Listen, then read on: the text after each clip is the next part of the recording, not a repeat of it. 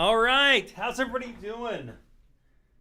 Let me wake the camera up here.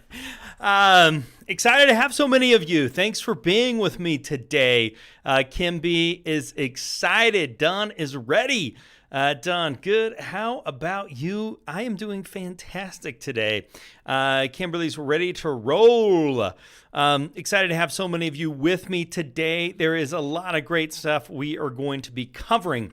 Today's topic is called Subject to Deals. How many of you are familiar with Subject to Deals? If so, love to get your feedback in the comments.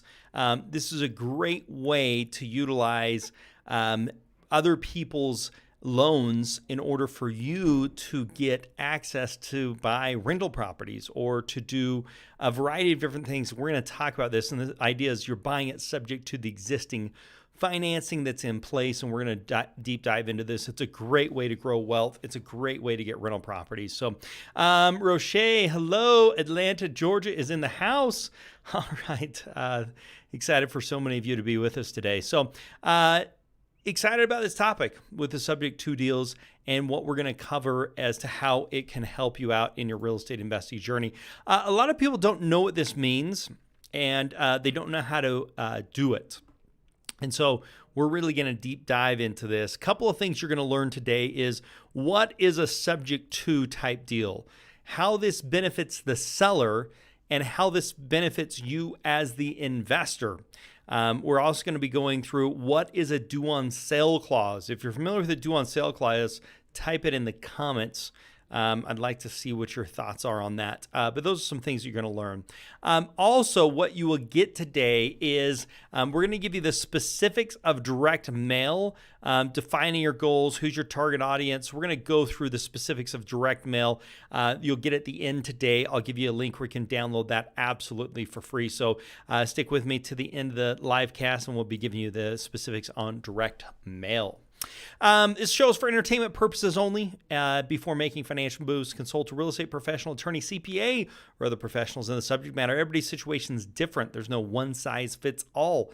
DHM may receive payments on shows from sponsorships, guests in the forms of books, giveaways, items, discounts, and other remunerations. As with anything in life, results come from education, following a system, hard work, and a determination to follow through until the end.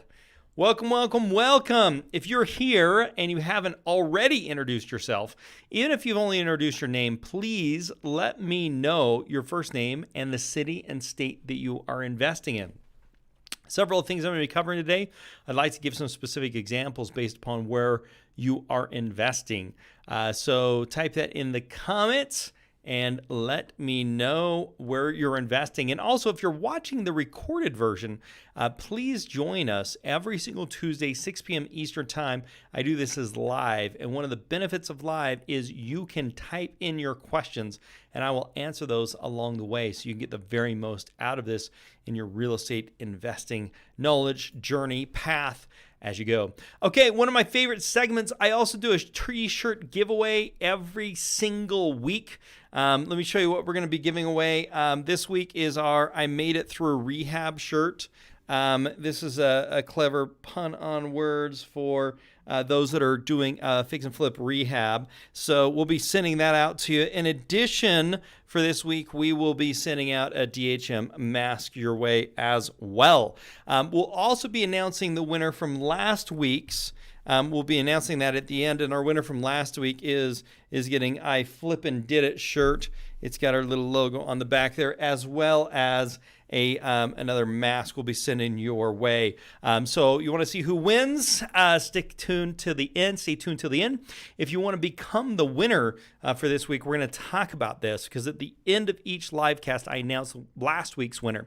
But if you want to win this week's, what I'm looking for is great questions, leaving positive comments, high interaction. If you comment on the recorded video after this video goes live and is a recorded video, love to see the comments and interaction on that. Tyler's from Cincinnati, Ohio. Tyler, thanks for being with us. Barry, I'm familiar, curious to know how we would bring value to each other. Awesome, Barry. Yeah. What do you have in mind? Love to hear your thoughts on that, and asking some questions along the way. Don, heard about it, haven't tried it. Okay, all right. Don, appreciate the feedback on that. Really ready. You're ready? I don't know who it is. P3 Mark Abel, looks like Mark. So Mark, let us know some more details on that. And if you're interested in the free shirt, who wants a free shirt? Type it in the comments. Let me know if you want the free shirt. For those of you that aren't on the live, if you want the free shirt, put it in the comments. We'll choose one winner per week for that. Okay, guys, if you like these live casts, and it looks like so many of you do, I appreciate the feedback and the things that you're saying. I really need your help, okay? I'm currently at 4,612 subscribers. Thank you for being a subscriber. I really appreciate it. I work really hard each week to deliver the best content possible. My goal is to get to 4,640 by the end of January. And judging by my clock, we've got, 4 or 5 days left on that. And I'm looking for 28 more subscribers for this month. So that is my goal. And one of the things that I do is every single day I upload a new video. So there's new videos uploaded daily, like how accurate are AVMs. If you don't even know what an AVM is, you probably should check that video out. How to buy real estate tax liens, and a variety of other videos. These are quick, 5 minutes, give or take, answer a specific question. And if you've got a question you'd like me to answer, all you've got to do is put it in the comments of one of those videos, and I'll find that, and I'll do a specific video for you on that as well. So if you're not currently a subscriber, I encourage you to please subscribe. Please hit the thumbs up notification as you watch these videos. It really helps YouTube, the logarithms, for the popularity of the channel as you engage with those thumbs ups. And also touch that bell notification. We're going to be rolling out some cool things in the next couple of months. And if you have that bell notification when I do some live casts that are not scheduled, like our every Tuesday at 6 p.m. Eastern time, I'm going to be doing some other ones on finding some properties that you're going to want to get alerted to. Leave a comment on the recorded video, and the best compliment you could possibly give is to tell someone else about it. I got a bunch of comments I want to go through here. Let's see here. Holy cow, lots of great stuff going on. Welcome back. Okay, Tyler, we already talked about Tyler. Heard about it. Nope, we did that. Okay, Tyler wants a t-shirt. Fantastic, Tyler. Who else wants a t-shirt? I'll take another one. Gerard got one. Why don't you send me a picture of you in it, Gerard? I'd love to see a picture with you in our DHM t-shirt. That'd be awesome. Don from South Carolina. Thanks for being with us, Don. Roche, we'll see. I got no sound. Michael, what's going on? Talk to me. Let me know. Does everybody else have good sound? Interested in that? Roche, I'm good. Sounds like we've got good sound. Michael, maybe you just need to hit that unmute button, but let us know what's going on. Freddie from North Carolina. Thanks for being with us, Freddie.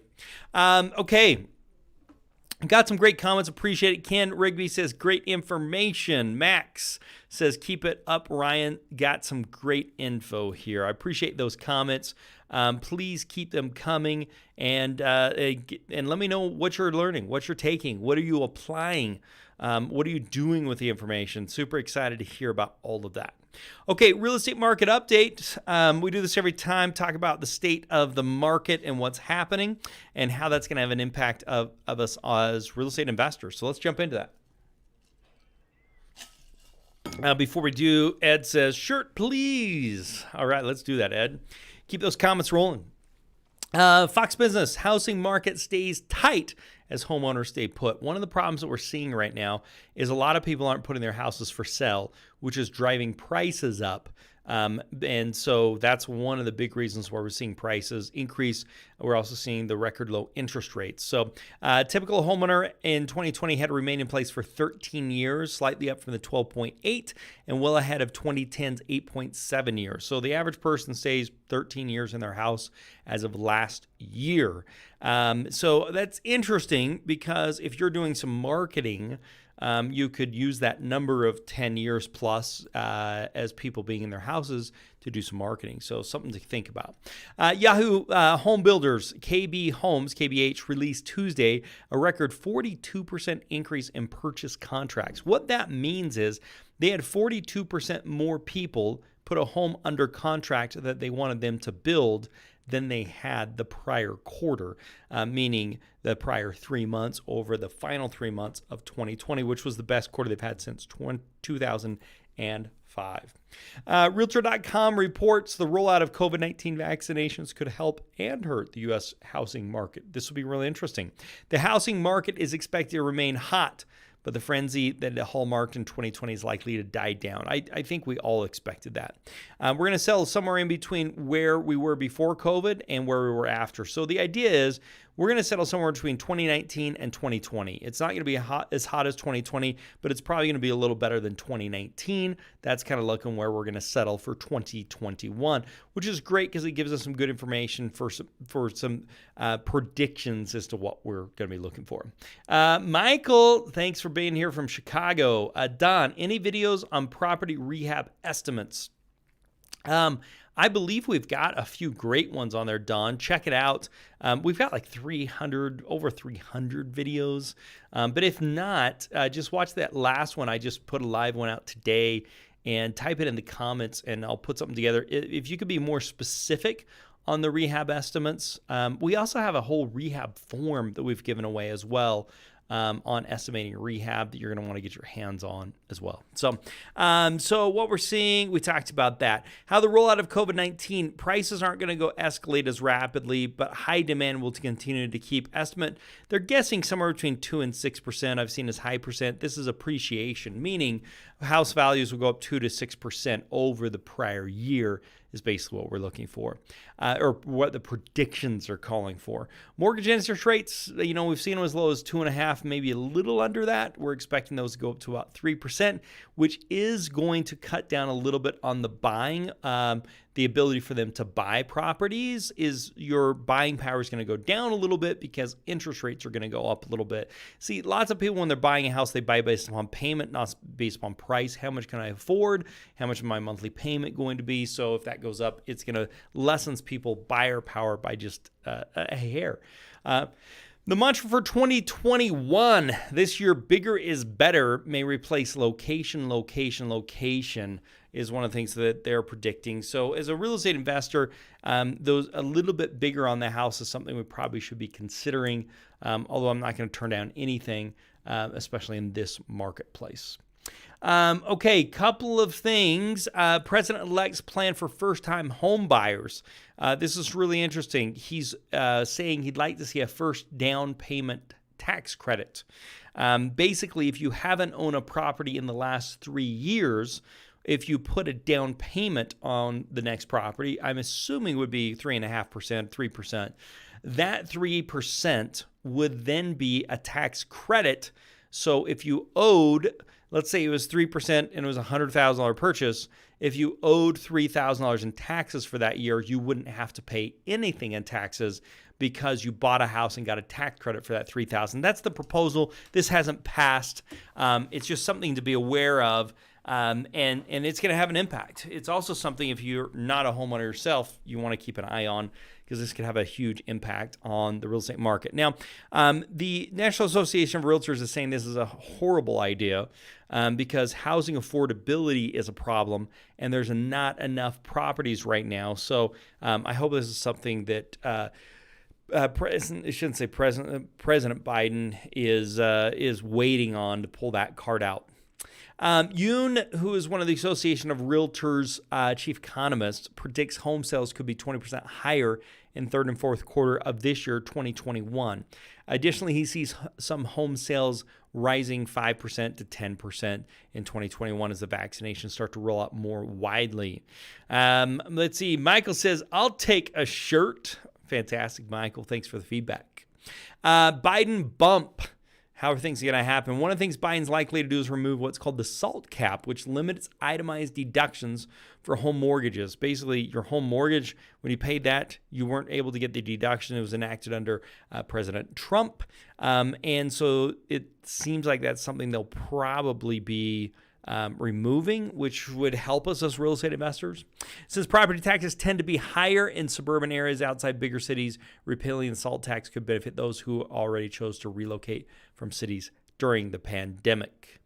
All right, December data. National inventory declined 39.6%. What does this mean? It means if there was 100 homes on the market, now there's only 60 homes in the market. That's basically how drastic of a decline we saw in available properties for purchase. The inventory of newly listed properties declined 0.8% nationally and grew by 7.6% of large metro areas over the past year. The December national median listing price was up to $340, which is 3.4% higher than it was the year before. Large metro areas saw about 8.1%. So we're just seeing house prices just going up. Don, bath and kitchen. Yes, looking forward to getting the form and sorting through the videos. Fantastic. You'll enjoy them. December data. Nationally, the typical home spent 66 days on the market. That is 13 days less from December 2019 to December 2020 than it was, which is kind of crazy because December's a little bit slower of a time in the marketing of home selling. So, all right. Anybody got any questions for me? If you've got a question, type it in the comments. Be happy to answer it. Interested in what you're seeing in your local area as far as real estate in the market there.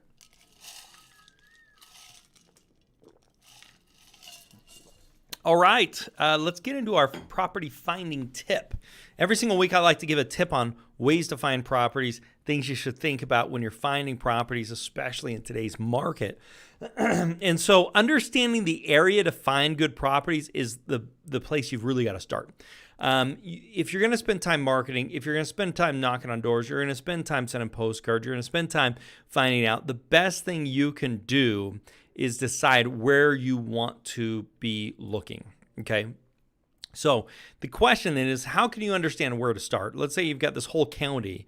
Do you want to start just where you live? Probably not. You probably want to see where the most opportunities are, okay? And the way you do that is through analytics. So I don't want to invest where there are high-end homes. I also don't want to invest where there's very inexpensive homes. So I want to be finding the right place. So for me, my range is to stay under $500,000. If you're questioning where that range needs to be for you, just look at what's the FHA loan limit in your area, and you want to stay at or below that amount. 500,000 just slightly above, depending upon my areas, above that FHA loan limit. But that's a really good place to get started. So how to do this, you'd put in, say, like Atlanta, Georgia. Do I have anybody from Atlanta with us? Fred's here. Fred's new. All right, Fred, thanks for being with us. Gerard's looking forward to the subject 2 deals. Awesome. We're going to get there. Gene Jones from Hampton Roads, Virginia Beach. All right, Gene, thanks for being with us. If I've got anybody from Atlanta, let me know. If otherwise, I might change to Virginia. Okay, go to analytics. Change to the estimated value, and you can see where the expensive homes are. Let me just give you a feel for how to do this, okay? So let's say you come here. Let's just put in Atlanta, Georgia, just because it's pretty good size, makes it really easy. So if I put in Atlanta, Georgia here, one of the things I can do is come here to analytics. This is with our Investors Edge software. And what you do here is you can actually change to what we have is estimated value, not per square foot, but just simply estimated value. With this, what we get is this beautiful heat map. And these properties are less than 100, and these properties are over $1 million, okay? Somewhere in here is around $500,000. So you can see these properties are a lot more expensive than these properties that are down here, with these light blues and dark blues. So it gives me an idea of where I want to be investing. Now you may say, hey, I don't want to invest in stuff that's under $100,000, which basically means all of this stuff you probably want to not worry about. And then you may want to be investing up here. And you can move this map around so you can give yourself a pretty good idea of what you're actually trying to deal with here as to where you want to be investing, where the most expensive houses are. Or you may say, you know what, I don't want to invest in these more expensive houses. I want to invest in these neighborhoods. And then you can zoom in and really get a good feel for where the boundary lines are. I mean, this is a perfect example. You see here, you've got this road. I don't know what road it is. It's 54, 154. What is it? 154. Somebody from Georgia is probably like, what? He doesn't even know. 154.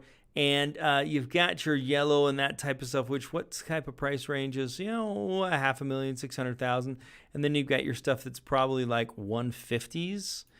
This is actually a really great example with pulling comps, not to derail too much, but this is where people get in trouble. Most of the time you want to look for comps that are within a mile radius, but you can see here there's this major freeway that goes through here. So if you're going a mile radius and you are buying a property here and you use your comps from over here, you're choosing the wrong comps and you are going to overvalue this property. So something to think about as we talk about that. Analytics, the other thing that's really cool that you can do here is you can look at the price per square foot. This is actually a really interesting tool that can show you where some of those pockets are. So $50 a square foot, $600 a square foot. You kind of look in here and you're like, oh, interesting. Are these properties less money because they're smaller, or are they less money because they have less bedrooms, less square footage? This gives you the ability to kind of look at a price per square foot, so you have an idea what you're kind of dealing with a price per square foot. The other thing you can look at is price per bedrooms. So you're like, hey, I'm basically getting less than $10,000 a bedroom, or more than $500,000 a bedroom. This gives you an idea of what you should be looking at in a price per bedroom situation. This can be really helpful if you're going to add some bedrooms and get an idea of, hey, how much down and dirty, how much do you think this is actually going to make a difference for me when I actually spend the time and the money. But in addition to that, you're going to want to combine some of this information with your vacant properties, with your involuntary liens, with your bankruptcies, your out-of-state owners, your driving for dollars, your failed listings. It looks like Roché's with us, and she's in Georgia. Don says, try South Carolina. Well, what the heck, Don? Let's just try South Carolina. Sorry, Roché. We do a lot of stuff in South Carolina. Whoops. Let's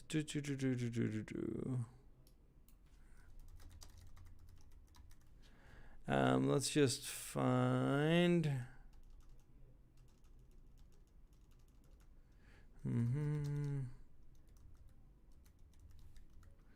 Let's just see what we've got here. So basically what we can do is we can see how many properties are actually available in that specific marketplace.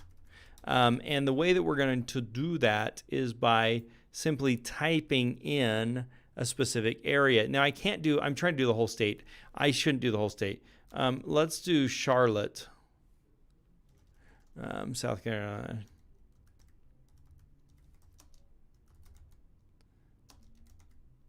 Okay, Carolina. Let's get you there. Carolina. Is Charlotte? Why am I? Oh, I'm spelling that wrong. Let's see if that's going to find it for us. No.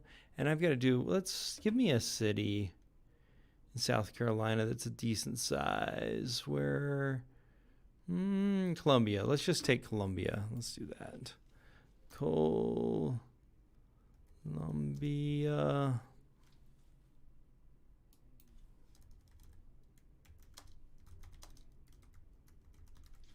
Let's see if we can find something there. Columbia, South Carolina. Let's see what we can find here.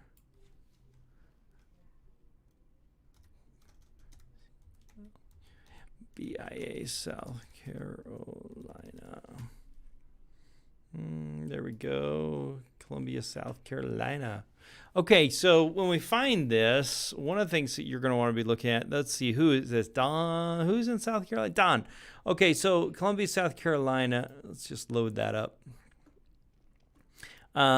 Basically, you can do the same thing with the analytics like we're talking about with everywhere. These are just slowly loading. It looks like it's we're running a little slow today.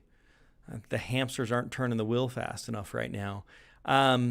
Once that reloads, one of the things we actually can do is look at some different bucketing systems to see what types of opportunities are there. And so with us doing the live cast, it's going a little slow.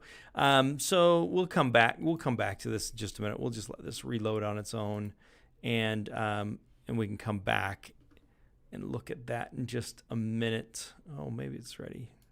Okay, so those are some things that we want to be looking at with vacant properties and everything else. I like to combine that with equity with motivation. If somebody doesn't have equity and motivation, you're going to have a hard time making a deal happen. So we like to combine those. And then what we do from there is we do a skip trace, which gives us the ability to do a voice broadcast, gives us the ability to do an email, gives us the ability to send a text message, gives us the ability for us to call them ourselves, where we just make a phone call to them. And then the other thing that we can do is actually do some postcards. The postcards are a little more expensive, but it's more cost effective or more time effective, not cost effective, but it takes less hours if we end up sending the postcards. On average, you've got to spend somewhere between $1,500 and $15,000 to get a good deal. You'll make somewhere between a $30,000, $60,000, sometimes $100,000 profit if you're going to spend $15,000. I know in Southern California, average investors are spending about $15,000, but their average profit's around $100,000. I know in the Midwest, you're probably around $1,000 to $1,500, and your average profit's probably closer to about $30,000. So that's some of the things you're going to be looking for as you're doing your marketing. Let me just see. Okay, we've got it reloading here. Columbia, South Carolina. Just looks like we're moving a little slow. Okay, there we go. There we go. It's loading up there. While I'm doing that, I've got some comments. Let's just jump into a few comments that we've got here. Yes, Roche's in Atlanta, Don, South Carolina. We got that. Great tip. I do use and like the software. Don, that's fantastic. I'm glad you're enjoying it. We've got some new cool things we're going to be coming out with. Roche, I found great off market with this program, having a hard time contacting the before someone else gets it. Oh, I gotcha. Yeah, that's really one of the issues. Roche, one of the things I'm going to be talking about a lot this year is driving for dollars. Because yes, you can find stuff off market, no question, but lots of times there's a lot of competition on those. And so one of the cool things with the driving for dollars is you can find properties that other people can't find.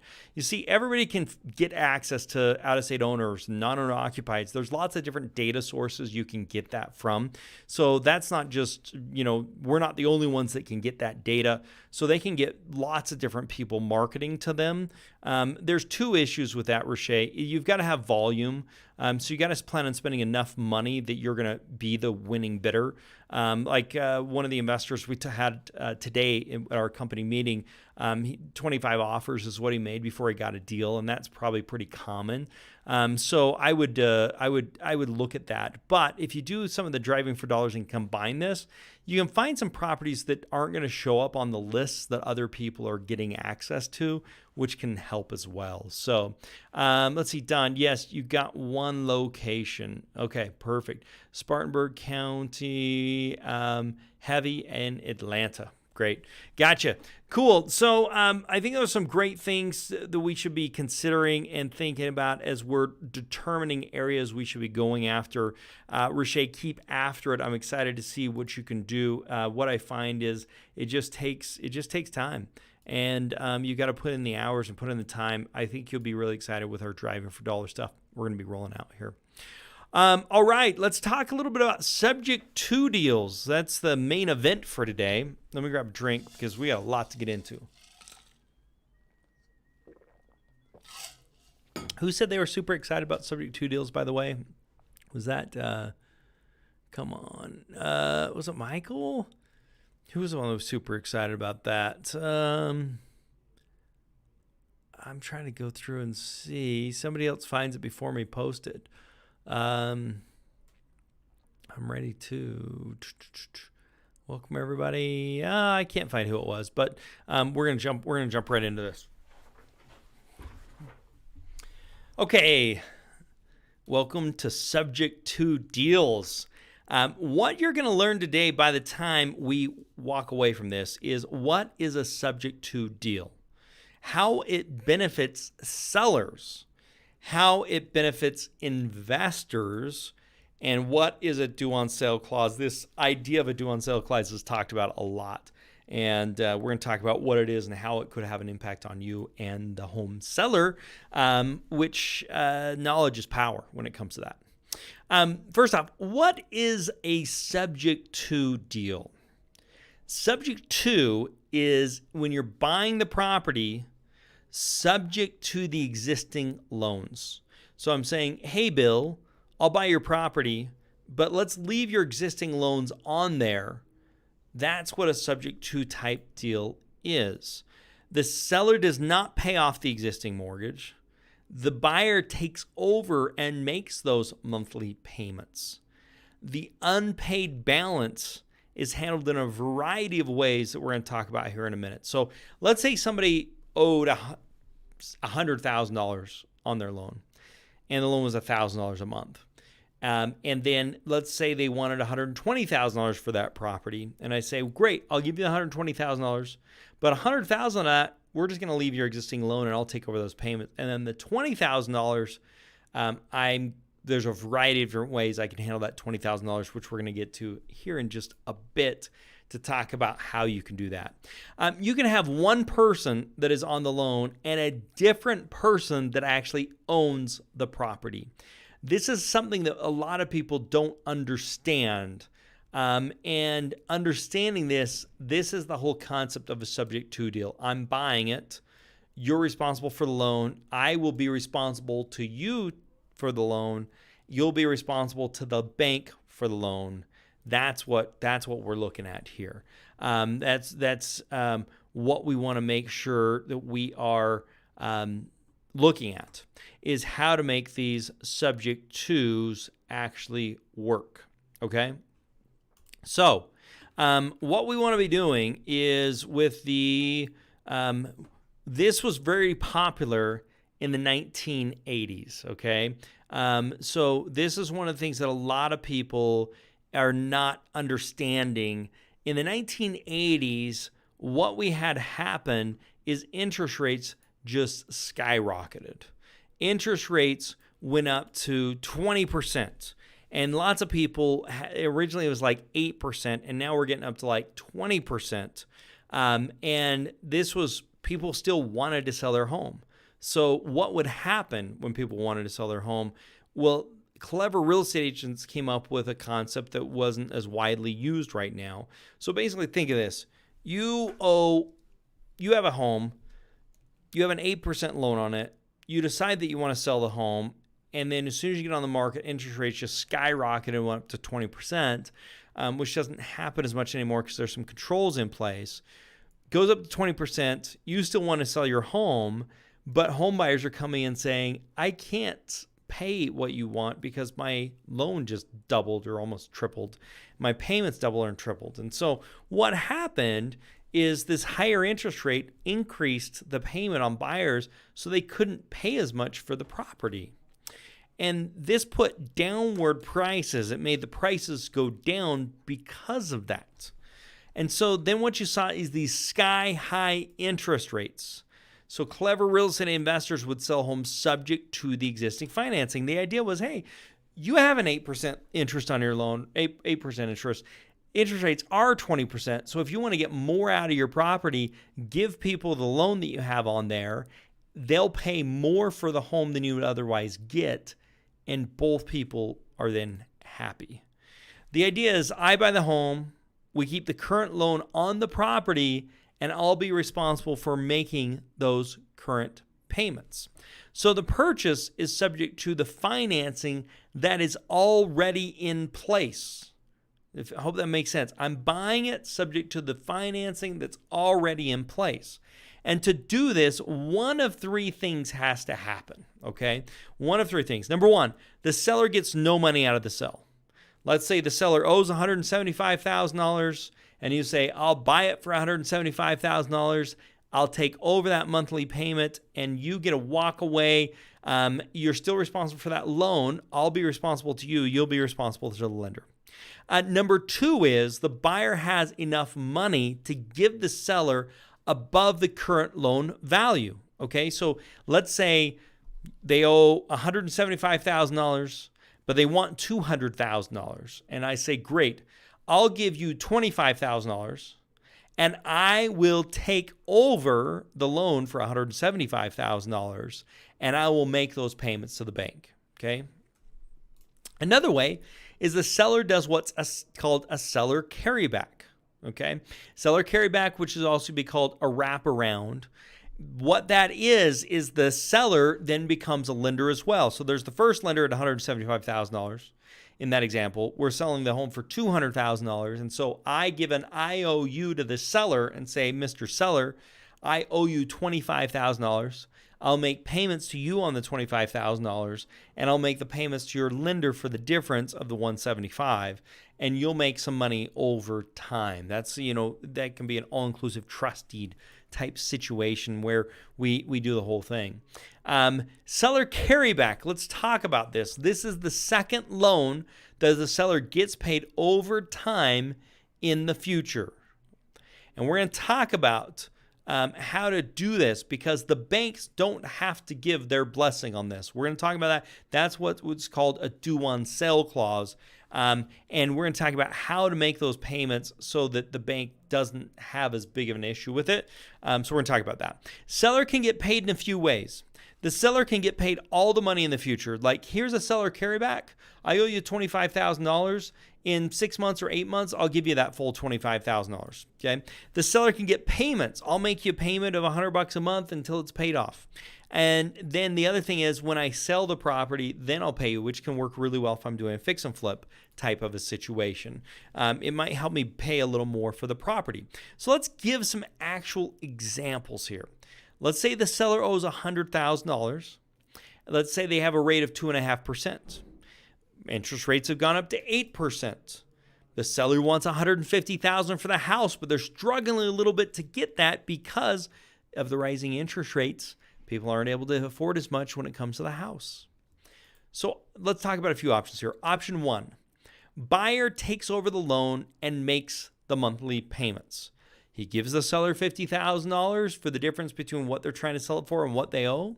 He gets a lower payment than he would have already gotten with a new loan.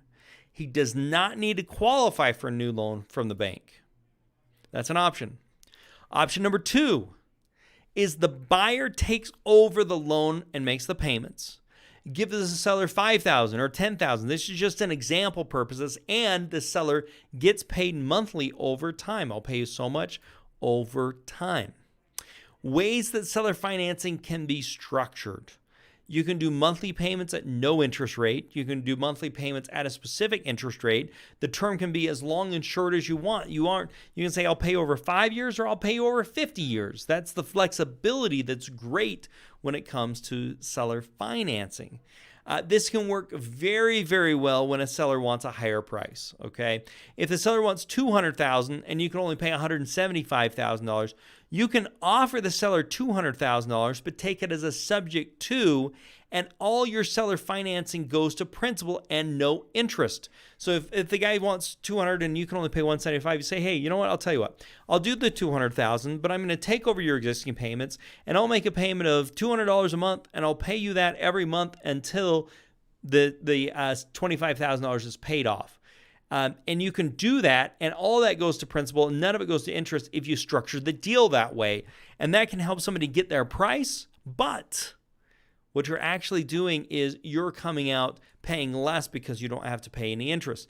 At a 5% interest rate, it would take 3 years of savings at $30,000 where you could have paid the increase. Meaning, if you saved 5% interest on that $30,000, you could afford to pay the guy $200,000 rather than $175,000 if you didn't pay any interest on that money that you're paying him, and after 3 years, you'd come out ahead. So if you bought this property, did it as a subject to on a rental type situation, after 3 years, you would be at a more than a break-even point, and anything after that would be to your advantage. That's the power of creative financing. That's the power of the ways that you can get with the seller financing. It's the old game of price or terms. You may have seen some advertisements, I'll buy your house at any price. Somebody has a home for $250,000, but they want $350,000. I say, okay, I'll buy your home for $350,000, but I'm going to pay you $1 a week until it's paid off. It's going to take me 350,000 weeks before I pay off the property. But I'm going to be able to rent that property for $1,000 a month, and I'm only paying $4. Now, you may say, this seems a little bit crazy. I understand. You're not thinking about it in these terms. You've got to realize it's a change of thinking where it's like price is only relative to the interest rate that I'm dealing with when I'm making that offer. And if I can change the interest rate to be no interest, if I can change the loan term to be 50 years or 100 years, I can create a margin. I can create a spread in the monthly payments that I'm receiving versus what I have to pay. So the amount I'm paying in the interest, or the amount I'm paying for the property, is not as important as what I'm getting on terms. Terms become king in this type of scenario, and this works really well if you're looking to buy a rental property and you may not have great credit. So when somebody wants too much for the home, it is time to make the terms work. This is where subject to deals can work out very well. Now, this is the question that everybody asks me is, what if the bank doesn't like it? Or what is a due on sale clause? And what does that mean? So most loans have what's called a due on sale clause, which means that if the person sells the property, the bank has the right to call the loan due. That doesn't mean the bank will call the loan due, and that doesn't mean it's illegal to sell the property if there's a due on sale clause. What it means is if you sell the home, we can tell you need to pay us in full. Now, the reality is most banks don't deal with that or don't want to deal with that. They only keep that in there as a provision so that they can yank the chain if they want to. The idea is if the owner sells the property, then the lender has the right to call this loan due. This is at the option of the lender, and if the loan calls the loan due, it can put the prior owner in a difficult situation. So typically, if I'm doing a due on sale or if I'm doing a subject to, I'm saying in the event the bank calls it due, that one of two things is going to happen. I will pay off the loan, or I'll go get a new loan, or I'll sell the property, or worst case scenario, if I can't do any of those things, I'll deed the property back to you so you can deal with it. Depending upon how much down payment you put, that last option may or may not be something that you want to do, but if you'll say, I'll do my best efforts to make it happen. In most cases, the new owner is obligated to get a loan and pay it off by refinancing or selling the property, which can be a great way to solve the problem. Now, let's think about this, though. If you're not going to be able to sell the property, why in the heck would the bank want to call the loan due? If you're making monthly payments on the loan and you're not in default, then why would the bank call the loan due? There's only a couple of reasons. They would call the loan due because you're not making the payments, but they would just foreclose on you anyway. Or if they feel like the interest rate's so low that they could get a higher interest rate, then they would want to do that. However, if they call the loan due, their recourse is foreclosing. And so unless the value of the property is in such a great state that they're okay with foreclosing and taking the asset, why would they want to take the property back? They just don't. So as a matter of practice, they just don't. And I've only heard of this. I don't think I've ever heard of a bank calling a loan due that it was first person, where I actually knew the person. I've heard of a few horror stories, but most of the time it's not an issue. So if they're unable to do what the bank, they foreclose, right? The bank can foreclose. The prior owner would be liable for the loan, but not have control of the property. That's the risk to the prior owner. This can hurt credit rating because their credit is tied to the loan on the property, even though they sold the home. Okay, so subject to, how does this benefit investors? You can get a property without having to get a loan. You can pay a higher purchase price and get great terms on it. You can get creative with the payments. You can delay payments. You can pay later. You can be very creative to get things to work. You can save on interest rates, especially like right now, so many loans are getting written at 2.5%, 3% interest. Years from now, if interest rates goes up, this subject to will be an amazing strategy for you to buy and control properties in such a great way, and be able to pay the seller more money than what they would sell it for anyway because of the increase in rental or in the increase in the interest rates. So how do these benefit owners? The owner is able to get a higher price for their home. The owner is able to get a quick purchase. The owner is able to walk away from that. What are some of the risks that an owner is going to be dealing with? If the payment is not paid, they can get a late on their credit. If that continues, then they could go into default. So the prior owner may need to worry about making a payment. Investors also need to be careful. You have to make sure you can make the payments if the tenant does not. You need to be able to refinance or resell the property. You need to be upfront with the owners. I'll do everything I can to make the payment or sell your home. If I'm unable to, I'll deed the property back to you. That's an option. And so one of the things I like to do, which makes everything a lot easier, is to use what's called an escrow company. Some people, when they have family members or they have trusts or estates, they use what's called an escrow company to pay the bills so that everybody involved knows the bill actually got paid. So an escrow company is they'll pay the taxes, they'll pay the bank loan, they'll pay the seller. So let's say I was going to pay $1,200 a month, and $800 of that was going to go to the first loan, $200 of that was going to go to taxes and insurance, and $200 of that was going to go to the seller. I could make one payment to an escrow company for $1,200. The escrow company would then pay the taxes, the insurance, the seller, and the bank. The escrow company would send a statement to me showing all that got paid. They would also send one to the prior owner to say all this stuff got paid. They could call and make sure those payments got paid. And I've even paid a couple months early. Like I'll put an extra months in escrow so we're always a month ahead on those payments, so then a seller feels comfortable that those payments are always going to be paid. And so that's a great way of using that. The seller can call anytime and get the status. This gives them peace of mind. Company I've used in the past called Escrow Specialist. They are actually out of Utah, but you can use them no matter where you're at in the country, called Escrow Specialists. Ways that you can make money.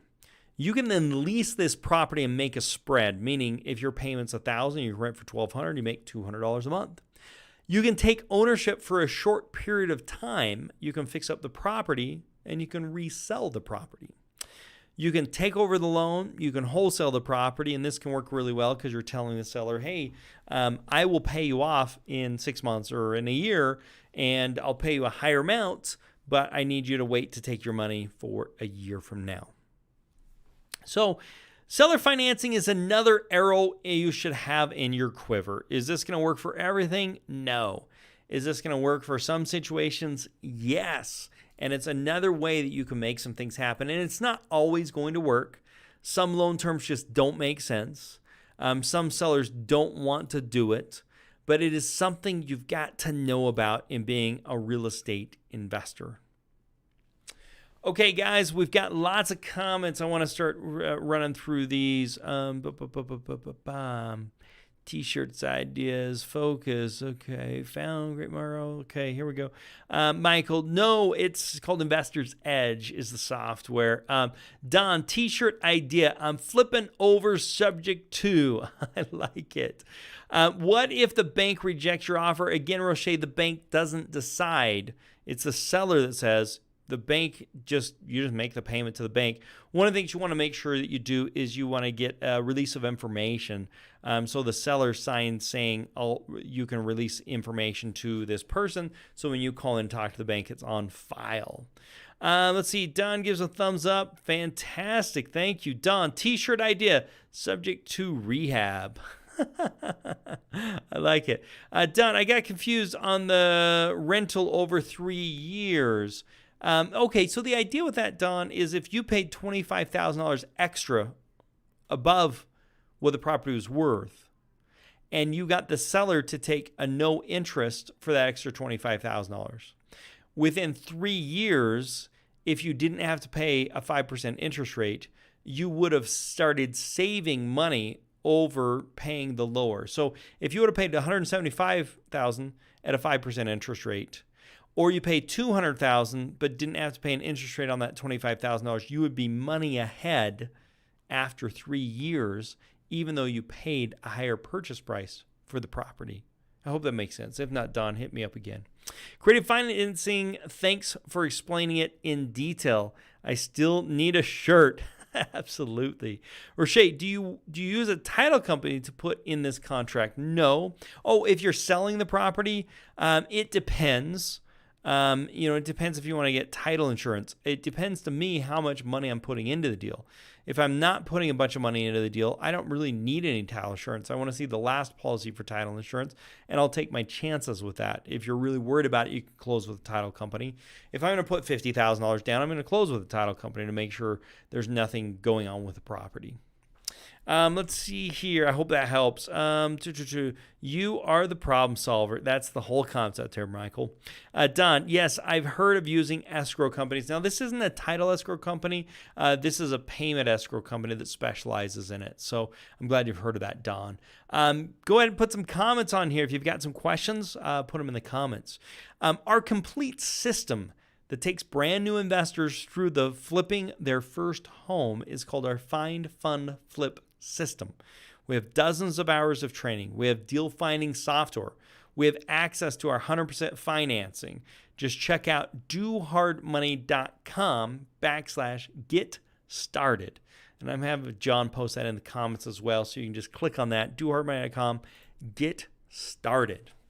Also, if you want to get our direct mail download, go to dohardmoney.com/livecash-direct-mail. And you can get this absolutely for free. It's my gift to you to help you along your journey. Check out this direct mail download. And again, I'm going to have John throw that in the comments here so you can click on that as well. Marilyn, woo woo, do hard money, baby. All right. Thanks for being with me. Michael says, who get the interest on the loan? The buyer on their portion of it? Yes. Their portion, they would get the interest. If there is interest, I'd recommend you do no interest. But if there is interest, yes, they're acting as the bank. However, the payment to the bank is still getting paid, and the bank would get that interest just like they did with the current owner. Hope that makes sense, Michael. If not, hit me up again. If you enjoyed this, please hit the thumbs up, hit the subscribe button. Make sure you tackle that bell notification, leave a comment, and most importantly, tell somebody else about it. John's got those posted, dohardmoney.com/get started if you want some information about our Find, Fund, Flip system. And if you want to get our direct mail download, go to dohardmoney.com/livecast-direct-mail. I've got that in the comments for you as well, so it's super easy to click on. All right. Subject to deals is something people have been asking about. I'd be very interested to know what you would like to see for our future live casts. Type in the comments any of these things or something else if you would like to. Yes, to answer Roche, just click on that link, dohardmoney.com/livecast-direct-mail. There's a link in the comments, and you can click on that and go over to it. Okay, thanks for the go back.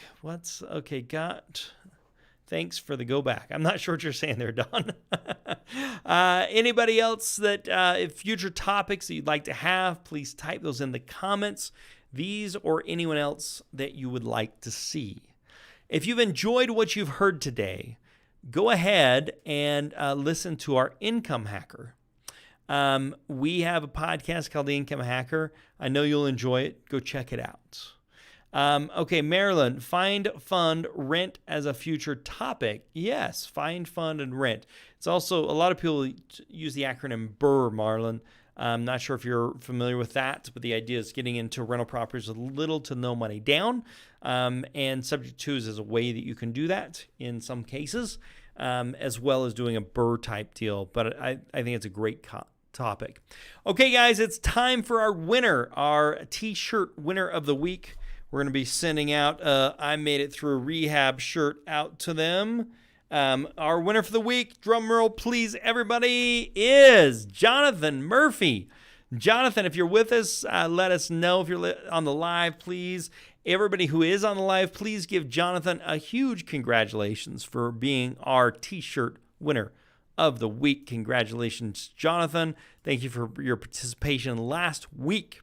Jonathan, what I need you to do is email support@dohardmoney.com. Put in the subject line, shirt winner. Put in your name, your mailing address, your cell phone, and your t-shirt size. We need all of those in order to get this out to you so we make sure it gets shipped to the right way. And if there's delivery problems, we'll give you a holler.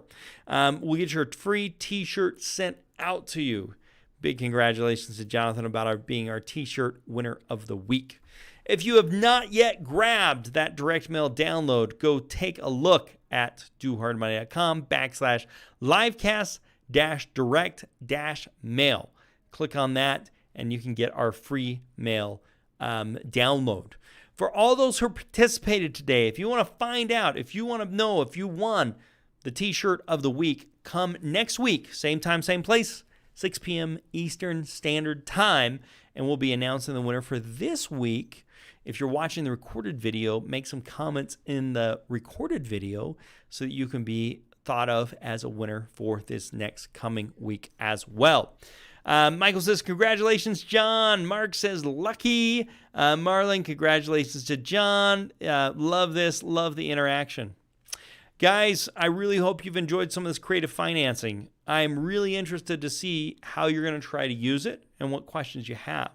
Feel free to type those in the comments here or in the recorded video, and we'll get those answers for you. And who knows, we may even do some more videos around it. Otherwise, guys, go out and make something happen. Take some action and make it a very profitable day. I'll see you same time, same place, next Tuesday, 6 p.m. Make it a great day.